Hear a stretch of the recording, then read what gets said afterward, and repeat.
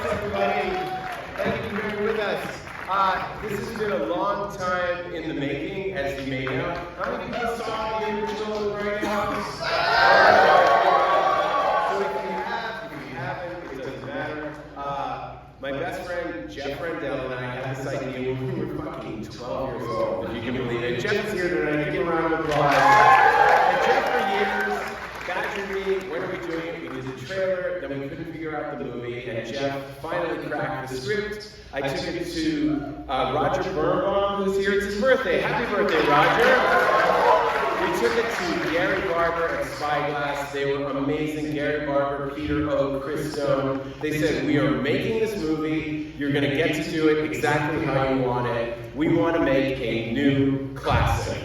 We want to redefine what a modern slasher movie can be. And then our good friends at Sony, Josh Greenstein, Nicole Brown, Caleb Allen came in and said, we are putting this motherfucker in theaters all over the world. So give them a round of applause. Thank you to everyone at Spyglass for your incredible teams. Thank you, Sony, everybody there. And how cool is it that after all these years, on 35mm, it timed out perfectly to be the first movie ever to play in a theatrical run in Quentin Tarantino's history. Amazing.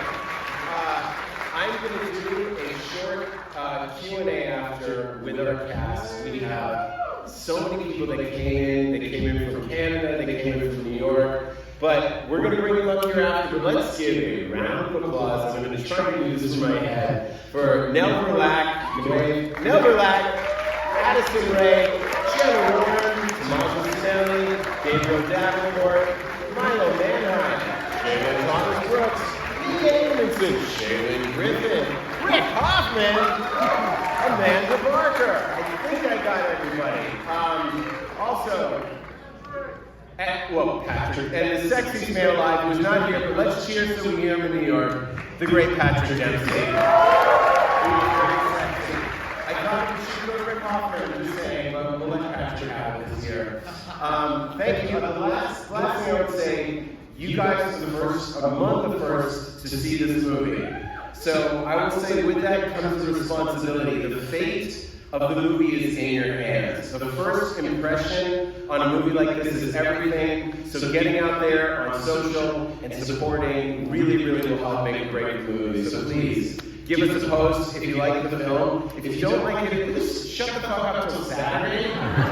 Then shit talk us. But if you can repeat after me, I'd like to just say the John Carter pledge, because a movie like this does depend on the twists and turns. So let's just all say, I solemnly swear. I solemnly swear to protect the identity of John Carver. to protect the identity of John Carver, So that he or she may hack, slash, and maim for many more holidays to come. so that he or she may ask for the holidays to come. All right, thank you. I am going to play the credits. I will say a big fucking shout out to a hero of mine who was kind enough to give us a song for the credits. Give it for Glenn Danzig. So I am going to play through the credits, and then afterwards we'll be up here for a very short Q&A to talk to our amazing cast. It's the best time making it. We hope you enjoy it. Thanks everyone. Enjoy the show. Yeah. Nico Abramson, Michael Manheim, Jonathan Sinelli, Joe Duffin, Rick Hoffman, Jim Warren, and Addison Rae. Let's break it down a little bit.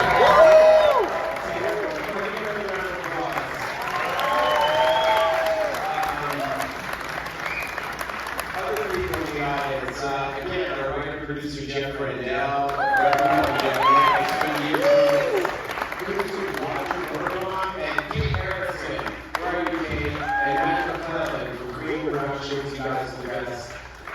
We're going to do this spoiler free because I know we're live streaming and there's obviously a lot of juicy things. We have this second microphone. Why don't we just pass it down? I'll ask each of you guys a question. Nell Verlaque, where the fuck did you come from? Is this thing on? It is on. Alright, so Nell Verlaque, obviously incredible theater actor, but the entire movie is on your shoulders. How was the experience?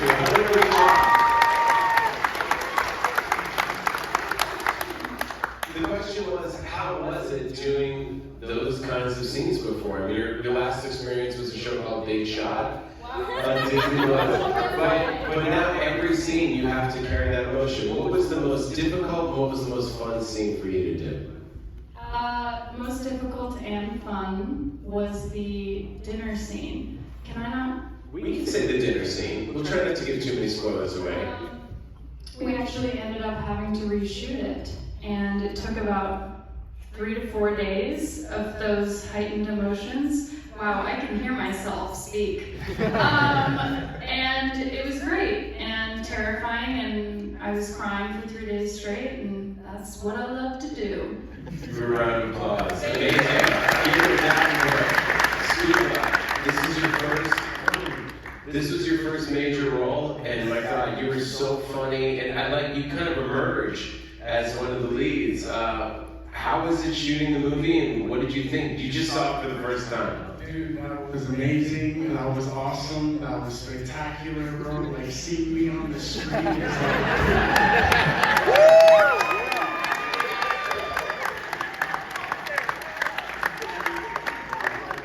it was amazing, man. What was like one memory from the shoot, or something you didn't expect that you'll kind of always carry with you? Definitely the dinner scene, 100%. Had you ever done a scene like that before then? Because when I audition them, they're just doing the dialogue in the diner, because my feeling is if you can act, you can do the screaming, torture stuff. You can't really plan it, you just gotta go for it. Yeah, the dinner scene, man, because I was challenging, you know? I never did something like that before, and I really had to push myself to get there and really embody that and be in that moment. And it was beautiful and terrifying. And then you did the fight stuff. You did all your own stuff. Yes, I did all my own stuff. I want to do all my own stuff. Like, I want to do all the action stuff. Hit me up. Action stuff. Awesome. Let's go down to Jalen. Jalen and Bobby, the picture Bobby Goldenarm. Amazing job. What do you remember? Obviously, you've done a ton of television before this. How was it? Was it different acting for television, acting for the big screen, and what was kind of the most fun or challenging scene to shoot? I mean, I just had a great time overall. I mean, everybody was so easy to work with. Like, we all got along, and so everything was just really just smooth. And thanks to you, all scenes were just fairly, just like butter and everything. But the most challenging one was just watching the dinner scene, because I came to set that one day, and it was just, I actually walked away and stood in the hallway because I couldn't watch what was going on, but especially when Rick threw up, that was just That was tough. We'll get to that. A lot of questions about that moment. Awesome. Shay Griffin, Amy, our cheerleader. Obviously, an expanded role from what the cheerleaders in the trailer. Can you talk about shooting the riot scene? How was it playing this part? Being stuffed in a refrigerator too. She does all her own fridge stunts. I literally almost died in the fridge. It was crazy. It was so tight, and it was just the most insane experience. You literally almost killed me off. No, this role was so much fun. It's so much different from who I am. And Mika, you're great. You're so much fun. Yeah, Mika, you guys are an amazing couple. The trampoline was crazy. I feel like an athlete. I feel like I could go in the Olympics now for trampolining. I did so much of it, like 4 days of just on the trampoline. So yeah, it was just so great. I love working with you, obviously, and we're all so close. I love you all so much. Thanks, Shay. And in the back, let's hear for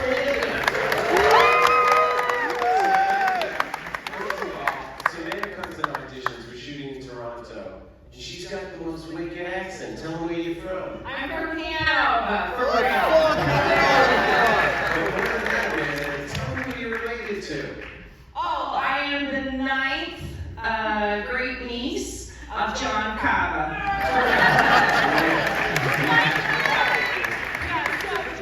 John Carver didn't have any, do we want this in Massachusetts or in... Whatever you're comfortable with. John Carver didn't have any descendants because him and Elizabeth never had any kids. He was too busy murdering people or whatever. So his brother, I think his name was Robert, is my ninth great grandfather. Yep, correct. Amazing. So it's pretty cool to actually have, a descendant of John Carver being attacked in the diner by John Carver. And Lizzie, you are known for comedy. You're in Groundlings, but you're also a huge horror fan. How was it doing something horror versus doing comedy? You know what, it was great. I don't ever get starstruck, but then I watched every episode of your show, The History War, so I was, it was really kind of crazy because I just wanted to sit and talk about movies, and I was like, oh yeah, I gotta work, so yeah, it was awesome. It was wicked awesome. You have a wicked awesome scene. You're so amazing in the film, and thank you for doing it. Mika Amundsen. Now, Mika is from Toronto, but Mika also came in with a fucking wicked accent, which is hard to do. Can you tell us about how you embodied Lonnie and why you have such an amazing Boston accent? I grew up with 5 brothers, so I'm used to being bullied and shit talked. And I also grew up on movies with Matt Damon and you. So standing here right now in this theater, in this movie is just fucking crazy, man. You were great at it, man. Beautiful. That opening scene when you were Tommaso, you had the monologue. Maybe just give a little of the mom, the cousin, just a touch. I got to hold a mic like this in front of like 1,000 extras and be like, fuck you! Fuck your grandma! Fuck your cousin! Fuck your second cousin! Fuck your stepmom! Fuck your dog! And also fuck you!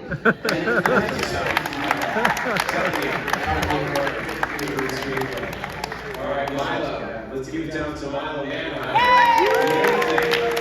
Now, Milo, I've actually known since birth, because your mom, when I moved to LA, Milo's mom, Cameron Manheim, was the first person who returned my call. I met her when I was 20 years old, working in New York for a theater producer, and we've been friends, so I knew Milo when he was a day old at the hospital, but we didn't really get to know each other. I saw him when he was 10 running around, but then when we tried to work together a few times, and when this part, came up and the movie started going, you were really the only person I wanted, and I'm just so happy you did it. Thank you so much. How was it? Obviously, you've done a ton of work with Disney, and it's been very good to you, and that's what you're known for. How was it to finally let go and do something R-rated? Great question. It's an adjustment, and this never ended up in the movie, but at one point I'm reacting to something, and there's no lines, but we were just like, go for it. And I did it, I'm like, oh my god, no! And you're like, this isn't Disney. It's not a horror movie. Don't do it. Like, fuck! Oh no, fuck! And it was an amazing experience. I learned so much. And everybody give it up for Eli because.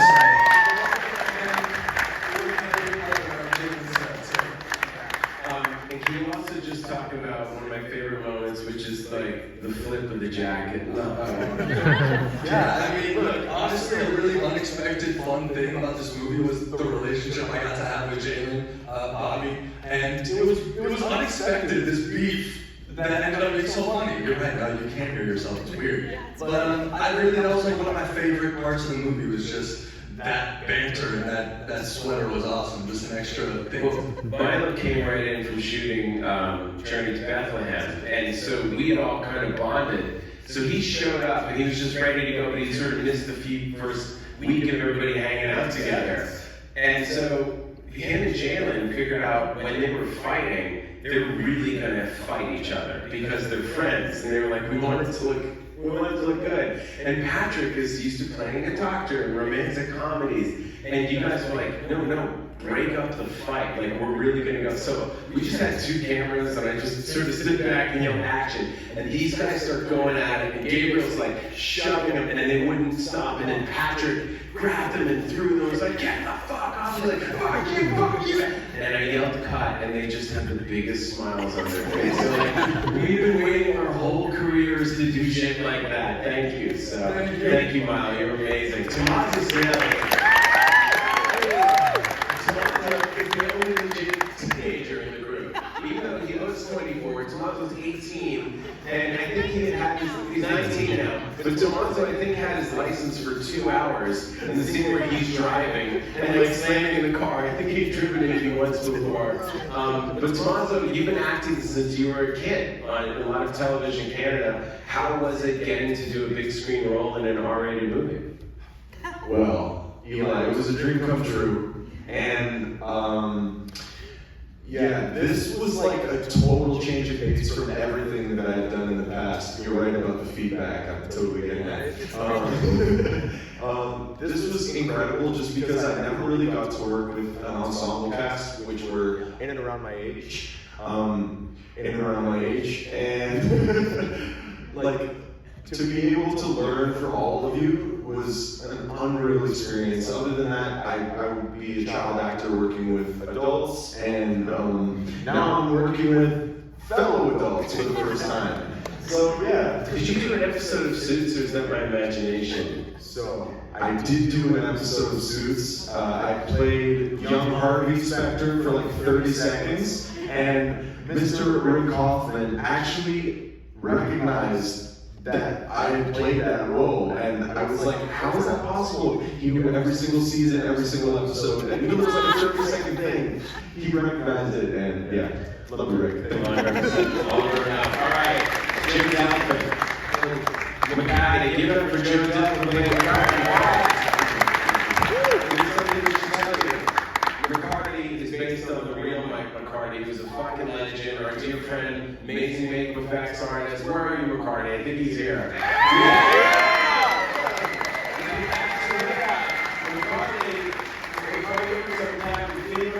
He's the fucking best.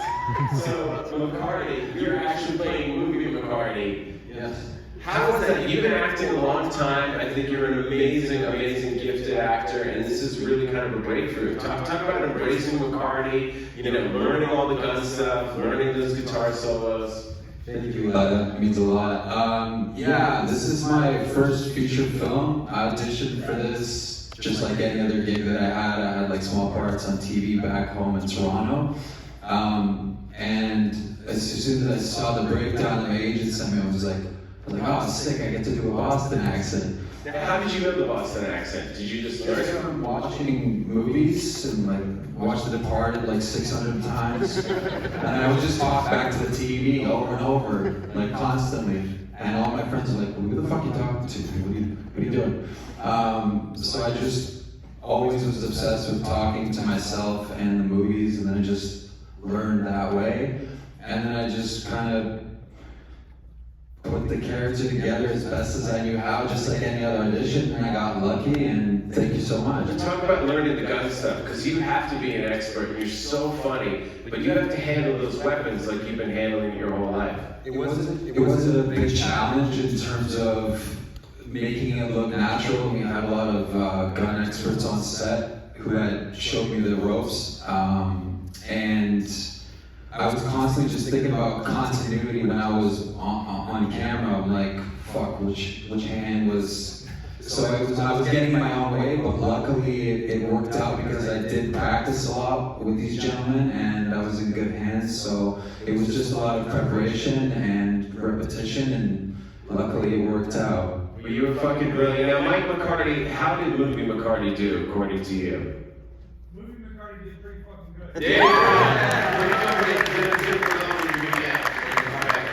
Rick Hoffman, ladies and gentlemen. We're going to begin. Obviously, we go back to Cabin Fever, and this part, we had a window, we were shooting. I thought if we were lucky enough to get you, we could. You're so fucking funny, Rick, and such a great dramatic actor. How is it different acting? How was the experience and working with this incredibly young cast and acting on a show like Suits, which is so funny and particular? You're gonna give them a fucking give out. Yeah. And then taking some of that newer response and putting it into a new character. Well, first of all, I didn't know what to expect working with all of these young actors, and immediately it was, they were just, let's put it this way, not only did they show up to work when they were supposed to, they also would show up on days off to watch everybody work, and their energy was, hands down, contagious. You just couldn't help but be excited to be there every day. And I was like, oh, hey, I'm an old guy. Can I hang out with you guys? Like, you guys seem really cool. They were like, no. then we were like, all right, maybe. And then I don't know, I just wanted to be a part of this fantastic genesis of wonderful energy, and it came across on screen the way they all performed. It was like they were fantastic. So, and working with you, which I had done in the past in 2005 on Hostel, there was a familiar camaraderie and ball busting, which I love the most. Constant, just breaking each other's balls, trying to fuck with each other. You got upset and had to take your ball and go home occasionally, but that's just Rick would text all his friends saying Eli's doing really mean impressions of me. I was like, I'm not. Was it? This is a weird. That's not my impression of Rick. Was that was okay, right? Was that good? That was what we should be like. Fuck. He'll ask me how that was later on tonight. Thank you, Rick, for doing that. I think the performance is really something else in the film. I love the relationship with Jessica. Oh, and talk about the relationship with Nell, the father-daughter relationship, and also how long you've known Patrick and getting to do those scenes with him. Also a familiarity with Patrick because we worked together on Milo's mom's show at the time, The Practice. And it's just funny how things come around.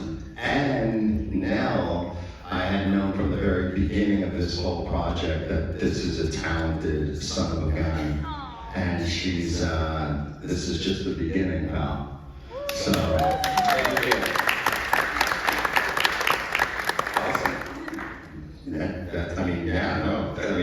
Get ready. I keep saying that to her from the first day I work with her, just get ready. So, she's fantastic. I'm ready. You want me to just hang here again? Yes. Just to get her comfortable. As you can see, I did that in the end of the movie. I wasn't going to yell, all right, let's pass the microphone to Jenna. Thank you. We're Hoffman, ladies and gentlemen. Jenna and I worked together. I made a VR short called Trick VR Treat, and she was one of the girls dressed as Christine Quinn, and we had such a fun time working together. But Jenna is known, I'm gonna out you here, as one of the My Little Ponies on Netflix, and she goes to brony conventions and signs. Most people come up to her in a pony costume. And want to take pictures and stomp their hooves. So how was it going from the world of My Little Pony and people that come up to you dressed like unicorns and speak to you in like horse language, as I've seen in the videos, versus getting a corn holder stuck in your ears? Yes, the corn skewers. No, I mean, talk about kind of embracing this character, embracing this group, and acting for animation versus obviously acting on camera. Yeah, first of all, I love you guys so much. You made this the best experience of my life. Thank you, Eli, for letting me be a part of it. I've been doing voice acting since I was really young, so I've always wanted to make the transition to film and television. And thanks for, giving me a chance. Working with this cast, it was so easy. We truly are such good friends, and you don't get that very often. And it's just such a euphoric experience. I had the best time ever. Well, you're amazing in the film. Let's talk about the corn holders in the ears, which is not a spoiler because it's in the trailer. That was one cheap little film trick. I love trying to pull off stuff that I could have done when I was 10 years old, and it's reversing the footage. Because if you pull it out, then you can reverse it, it really jams in there. But Jenna, you had to act in reverse, because you have to God, it was the weirdest thing, and it took us 6 times to get it. Yeah, when I got the call that I had a corn skewer fitting, thanks, Eli. I was like, okay, great, here we go. I was so excited though, but yeah, that shot was pretty intense because it was so intricate, it was so close, and he just kept saying, do it again, but a little different, but it's just so fast, and I was like, oh god, I hope I'm getting this right, and then all of a sudden, we got it, moving on. I was like, we did? Okay, yeah, cool. Can I see it maybe? But yeah, it was great. I was really happy. I forgot we did it in reverse actually. It was amazing. And you have a brilliant horror movie scream. Thank you, everybody. Hear that? I have a really good horror movie. I don't know why everyone's here. You're amazing. Thank you, Jenna. And so last, but certainly not least, you might be familiar with her, the one and only Addison Rae. Now, Addison, what you have done before is very personality-based, done for a screen this big. And I think that I was so happy when you reached out to me about being in the movie, saying, I want in. And you took on this role, and you gave this character such life and such range. And I think it is such a magnificent, realistic, nuanced performance. I think you're just incredible. So can you talk about sort of how you channel that acting and sort of thinking versus acting for the big screen versus how much of yourself you had shown on the small screen? Hi. Yeah, first I want to say I feel like I'm the luckiest girl in the world to gotten to work with these people who are such amazing actors, actresses, and just people in general. And I got to learn so much on set. Thank you, Eli, for opening my DM when I auditioned. That's Stalking works. Okay. Yes, stalking director. Yes. Oh, all right. Yep, just go out and say it and it'll happen. But yeah, like I said, I feel so lucky to have these amazing people to watch and learn from, and I think that was kind of the key to getting comfortable on the screen and, you know, having to try something completely different than what I'm used to. And yeah, I mean, it was really nerve-wracking and really scary, but hopefully you guys liked it. Come on, she was incredible. So there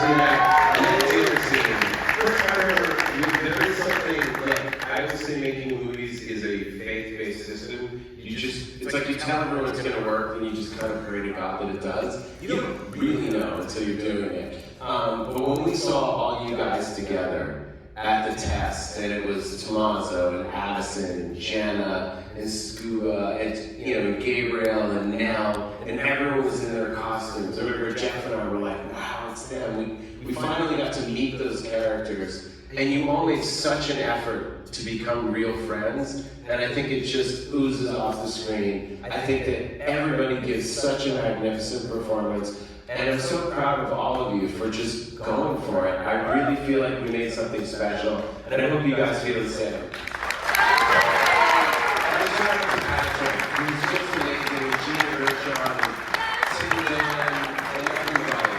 So a huge thank you to everyone at Spyglass and Gary Barber, Christo Vito, and everyone at Sony, Josh Greenstein, Nicole Brown, Caleb Allen, and to everyone at the Vista for throwing us this beautiful night. It was so lucky that we started it, and we got to do this. It's really incredible.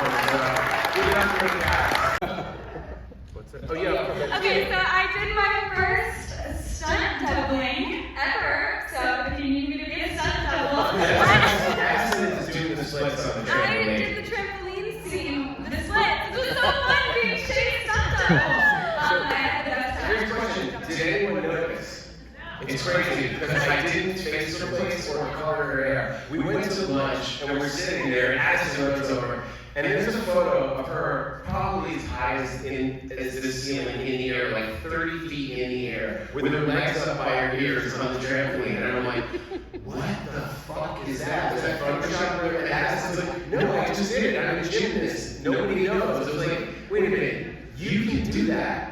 And she's like, yeah. And I'm like, that could have gone very wrong that way. Austin, everyone's the producer, like, Eli, we're not really sure. Like, if Addison breaks her neck doing this, we might have to recast and reshoot and be sued and be shut down. I'm like, we'll be good. Let's just get 1 or 2 takes. So she did it, and it was just like, she does the split, landing and bouncing, and I thought it was so good. I also kind of wanted you to have the credit for it. So when people watch the movie one day on home video, you'll pause it, and you will see Addison. That's why I have the little cheerleader doing it in her credit at the end. So yes, Addison Rae. So right there.